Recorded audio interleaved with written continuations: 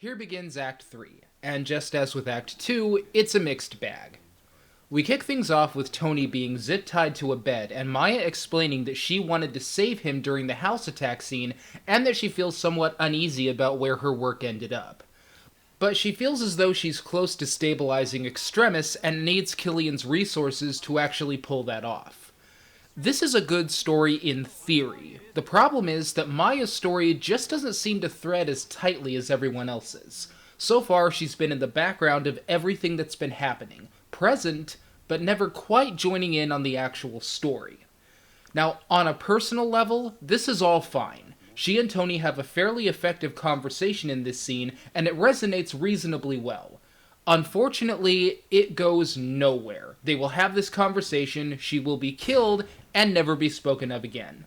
That is the beginning, middle, and end of Maya's plot thread. She enters, talks about how she feels bad about whose hands her work fell into, then simply dies and is forgotten.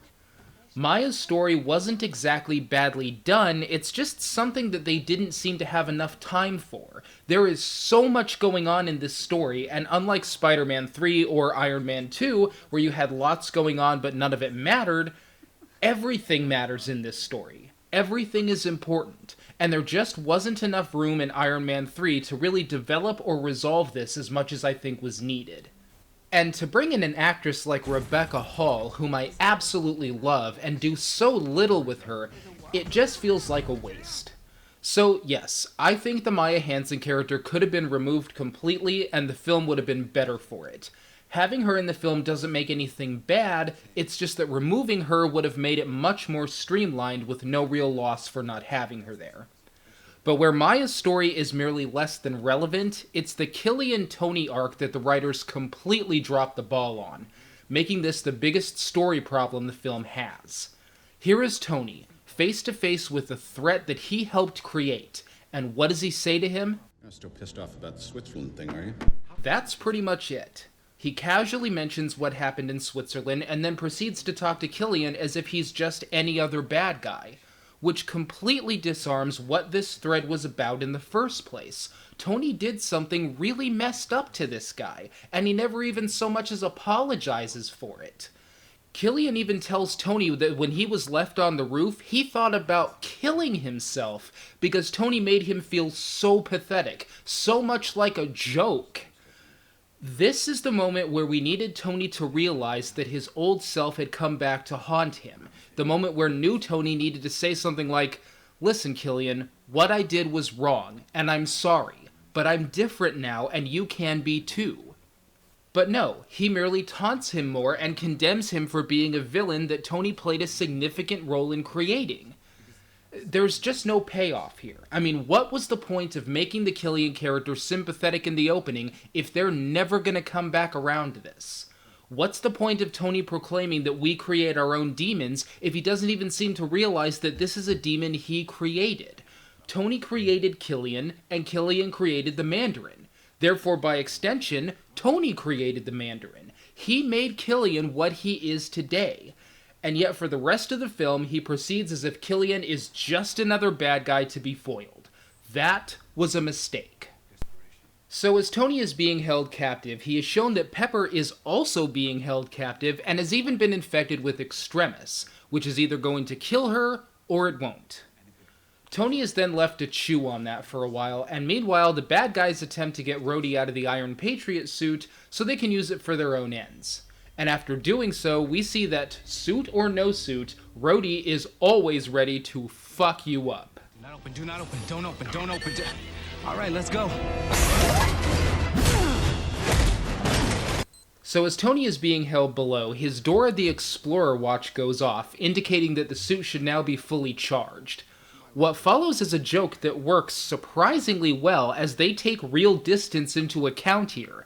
Tony can call the suit, it's just not going to get there instantly. Trust me, you're gonna be in a puddle of blood on the ground in 5, 4, 3, come on! 2, here it comes. 3, 4... Shut up. 5, 4, 3, 2, 1. Told you. Now when the suit does actually arrive, it's only a hand and a foot. The rest of the suit has been delayed a bit. and we again are treated to seeing Tony use the suit in a way we've never seen before. Having only bits and pieces of the thing allows us to see Tony himself fighting this battle, while not being covered head to toe with a full body suit. And this gives us an angle on this kind of scene that is very unique and very refreshing, showing once again how dynamic and resourceful Tony can be with whatever he has to work with. After this, the entire suit arrives, but unfortunately, Killian's men succeed in hijacking the Iron Patriot suit. Tony and Rhodey learn from Trevor, the actor playing the Mandarin, that there is a plot to kidnap the president, so Tony and Rhodey set off in Trevor's lovely speedboat. They attempt to warn the vice president of the plot, but unfortunately, it turns out that the vice president is in on it, as his daughter is clearly the most important thing in his life. Well, the Iron Patriot suit is used as a sort of Trojan horse, and everyone believes Rhodey is inside, and the president gets taken away just before Tony shows up to save him. But while he isn't able to save the president, he does manage to take care of Mr. Smug once and for all.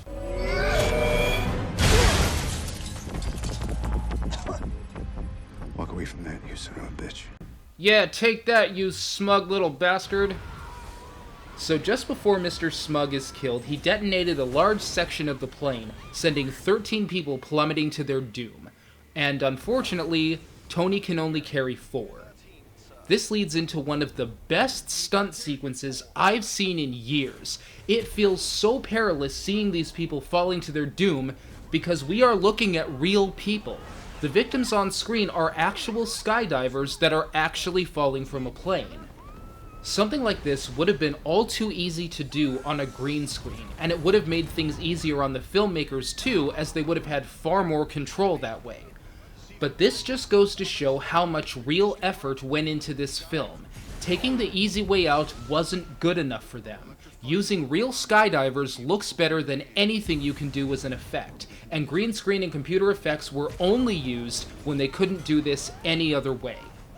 Just as with the writing, the people making this movie are not willing to settle for anything less than their best. But as good as the stunt sequence is, it also lets us see Tony in a way that really propels his character.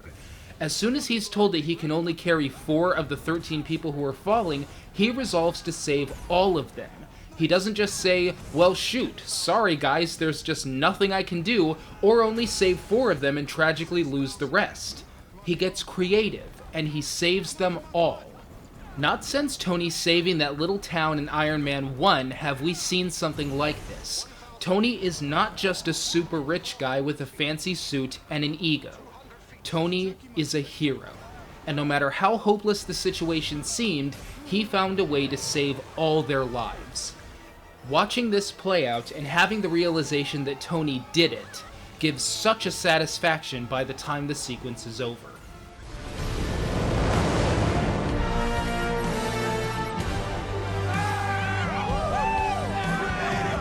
So the people are saved, but Killian's men got away with the president, and it turns out that Tony wasn't actually in the suit the whole time. Unfortunately, the suit is now on the side of the road somewhere. It's here that Tony gives Jarvis a cryptic order that we won't understand until a bit later. Say, Jarvis, is it that time? The house party protocol, sir? Correct. So Tony and Rhodey arrive on an oil rig to find the president strung up in the Iron Patriot suit, and what's worse is that they're surrounded by Killian's extremis-filled baddies. This seems insurmountable until Tony's suits arrive to even things up. This is apparently what the house party protocol was, a signal to launch all of Tony's suits at once to overwhelm any of Tony's adversaries. This is something that I found to be awesome, but this also had a lot of people in the audience asking that if the suits were there the whole time, why Tony didn't call upon them earlier. Something that I didn't even think about the first time I saw the film, but it's a legitimate question, and it's something that I sought the answer to every time I saw this film hereafter. Now, I saw this 3 times in the theater, I've seen it countless times since it's been out on Blu-ray, and let me just say, this is a legitimate plot hole. If all Tony had to do was say house party protocol to Jarvis, there's no reason he couldn't have called all these suits when the helicopters were attacking his house. Now, I suppose you could argue that he was sleep deprived and thus not thinking clearly, or maybe he thought that one suit would be enough against a few helicopters, But I think more likely is that this is just a hiccup in the plot. That's really all this is to me, but nevertheless, it is a real plot hole, and I think anyone who wants to complain about this is well within their right to do so. But plot hole or no plot hole, what the suits do when they arrive is absolutely awesome, and the finale in and of itself is done extremely well. Having the finale take place in a firefight on a generic oil barge is a bit obligatory in a film like this, but the stakes are good enough and the action rousing enough to make it all work. What steals the show in all of this is the suits. Seeing one or two of the suits used in interesting new ways had been a delight in itself, but the way all of Tony's various suits adapt to and use their environment and the dynamic nature of the way they're utilized in combat. In the words of Adam Sessler, who was talking about something else obviously, it indulges in childlike fantasies I never thought could be realized. This is one of the most thrilling finales I've seen in all my years as a moviegoer. It's so fantastic that upon buying the Blu-ray, I loaded up this finale first thing before even sitting down to watch the film again. The sheer delight of Tony's suits being there for him right when he needed them, and given even the most super and numerous enemies a run for their money, gives me a thrill far more than anything I saw in the Avengers. Now, some people have asked why it was so easy for the baddies to rip the suits apart, as they had never been portrayed as being this destructible before. In the Avengers, it even held up against a big magic hammer, which was stupid. Realistically speaking, Tony should have been dead after his encounter with Thor, but I digress. The point is that the suits seemed stronger before now, and yet we see them downright fragile here. The answer to this seemed pretty obvious to me, but here it is anyway. Think about it. The first suit we saw Tony build was the Mark I at the beginning of the first Iron Man, and before this film, the last suit we saw him complete was the Mark VII, which premiered at the end of the Avengers. Which means that in the very long time between the beginning of Iron Man and the end of the Avengers, Tony built 7 suits. After the Mark VII, we saw that Tony had been building and building until finally unveiling the Mark 42 at the beginning of this movie, which means that in the very short time between the end of the Avengers and the beginning of this film, Tony built 35 suits. It seems to me that the suits being weaker than the earlier ones is a result of Tony's obsession. He seems to have built these almost in a haste, feeling like he can't spend too much time on one before having to move to the next one. Each suit seems to have been built with a specific function in mind, but durability doesn't seem to have been the highest priority here. As for the first 7 suits, those were all destroyed in the helicopter attack, and so the only ones Tony was left with were the new ones. And even all that aside, once again, having the suits be invincible does nothing for the story. These suits give Tony an advantage, but not a sure win, which makes the drama not only better, but just plain possible. So both Pepper and the President are still at stake. After all the action is said and done, the President is rescued, but unfortunately, Tony couldn't get to Pepper in time, and she goes falling to her death. This leads to he and Killian locked into a final showdown. Now, we had some missteps in the story and a few problems with the plot, but this was all leading to what could have been a very satisfying conclusion. Unfortunately, the ending wrap-up to all this conflict is something that I can only describe as being a disappointment. The very ending of all this is just not good, and that bothers me the most because of how good it could have been if they had just left it all alone. Just look at the following scene. Tony and Killian face off until the Mark 42 comes back for Stark, which sadly collapses before it can do him any good. Just look what happens after Killian tells Tony that he didn't deserve Pepper and that Killian almost had Pepper perfect. Okay, wait, slow down. You're right. I don't deserve her. Here's where you're wrong. She was already perfect.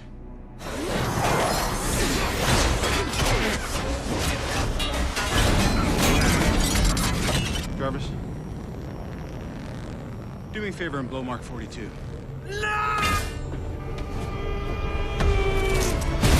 That's it. That's your ending. That's a great ending. Look at what just happened here. This is Tony taking the shackles of his own obsession, throwing them onto his adversary, and ridding himself of them both. That's downright brilliant. What makes this suck is that it's not the ending.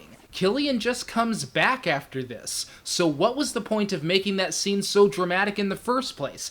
It doesn't amount to a hill of shit now. You said you wanted the Mandarin. You're looking right at him. I am the Mandarin! Yeah, we got that. You brought him back into the film to tell us that?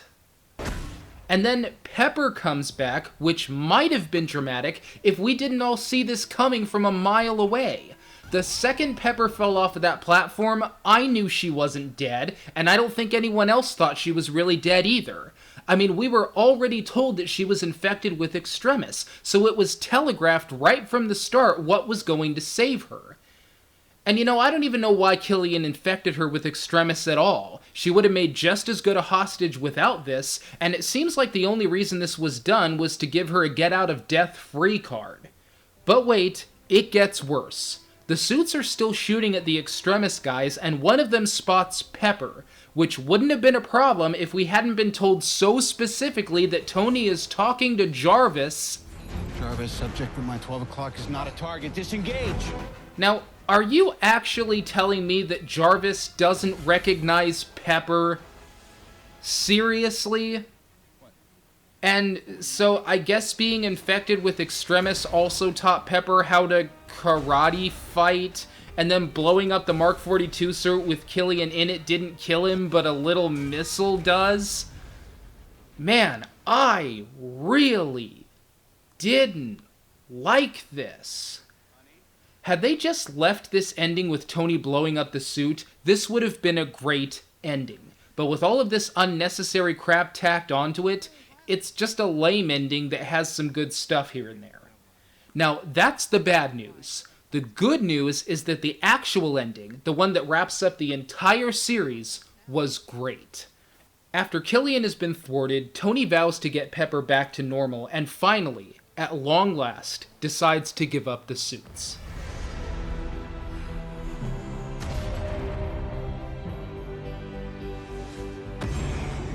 This shows that Tony is now more than just his suits, that his relationship with Pepper is more important than being a superhero.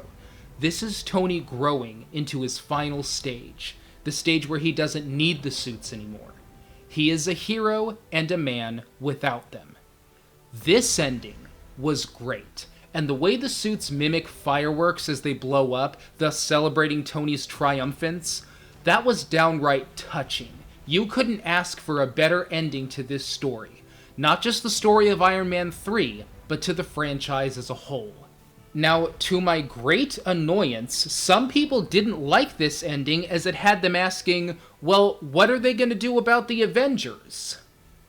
Fuck the Avengers. Not because I don't like it or because I'm not as big a fan as everybody else, but because this is the Iron Man franchise. One film series should not be beholden to another film series with regard to what they can do in their story. This is a satisfying and appropriate ending to the Iron Man story. What are they going to do about the Avengers? I don't know, that's their problem. This shouldn't have been a stupid crossover in the first place. This is a good ending to the Iron Man series. Fuck the Avengers.